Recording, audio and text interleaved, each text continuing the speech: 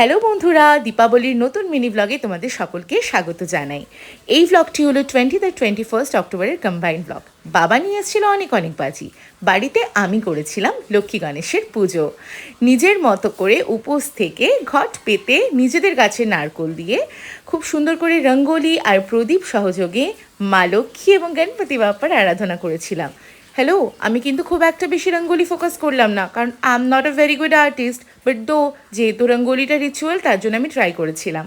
তারপর খুব সুন্দর করে ধূপ ধুনো জেলে আরতি দিয়ে মা লক্ষ্মী এবং গণপতি বাপ্পার আরাধনা করলাম।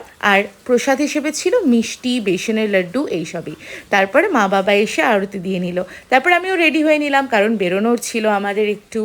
আর আমাদের হ্যামিল্টনগঞ্জে শুরু হয়েছে কালী পুজোর মেলা। এই হলো কালী মন্দির। আর এই দেখো, সেদিন আমাদের সুন্দরীকে কতটা সুন্দর লাগছিল, মনে হচ্ছিল কালো টিকা দিয়ে নজরবন্দি দিয়ে দিই। উফ, কি অপূর্ব রূপ তোমার মা। তারপর বাবার একটু ইন্টারভিউস ছিল, মেলা নিয়ে একটা ইন্টারভিউ ছিল তার জন্য। তারপর আমরা চলে গেছিলাম হচ্ছে মানির বাড়িতে, গিয়ে খেয়েছিলাম সেল রুটি আর তিল কো আচার। তারপর সবাই মিলে আবার বাজি পড়লাম। এই ক্লিপসগুলো হলো পরের দিনের, মানে 21 অক্টোবরে আমি গিয়েছিলাম আলিপুরদুয়ারে। সেখানে গিয়ে খুব মজা করে বাজি পড়লাম। আর হ্যাঁ, এনএফ রেলওয়ে বিল্ডার্সের খুব সুন্দর কালী পুজো হয় এখানে, তো এখানেই চলে এসেছিলাম। আর ওই দেখো, এখানে ডিজে নাইটেরও ব্যবস্থা করা হয়েছিল। ভেতরের হাতের কাজ অপূর্ব ছিল। আর অবশেষে সেই মানে অপেক্ষার অবসান হলো, আর মায়ের মুখ দেখতে পেলাম। মাকে সেদিন লাগছিল অপূর্ব, আর মায়ের টানে একদম মায়ের কাছে গিয়ে ভিডিওগুলো নিতে পারলাম। বাইরে খুব সুন্দর ফাউন্টেন্স ছিল। তারপর আমরা কিছু সেলফিস তুলে নিলাম। দেখো, সবাই মিলে খুব মজা হচ্ছিল বন্ধুদের সাথে সেই দিন। আর এই মণ্ডপটাও খুব সুন্দর ছিল।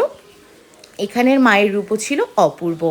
আর আমার সত্যি মায়ের রূপগুলো দেখে একদম অসাধারণ লাগছিল, একটা অন্যরকম অনুভূতি। তারপর এই মণ্ডপটিও দেখে নিলাম। প্রত্যেকটা মণ্ডপের ক্লাবের নাম আমার একদমই মনে নেই, তার জন্য আমি কিন্তু মেনশন করলাম না, কারণ পাছে যদি ভুল হয়ে যায় তার জন্য।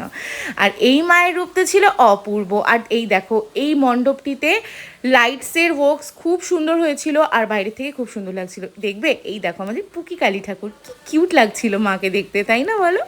তারপর কিন্তু মা বাবার সাথে আমি চলে গেলাম ডিনার করতে আহার রেস্টুরেন্টে। আর খেয়েছিলাম হচ্ছে বাটার নান, যেহেতু নিরামিষ ছিল তাই নিরামিষই ছিল। আর পেঁয়াজটা খেয়েছিলাম, পেঁয়াজটা যেহেতু উৎসবের দিনে চলে।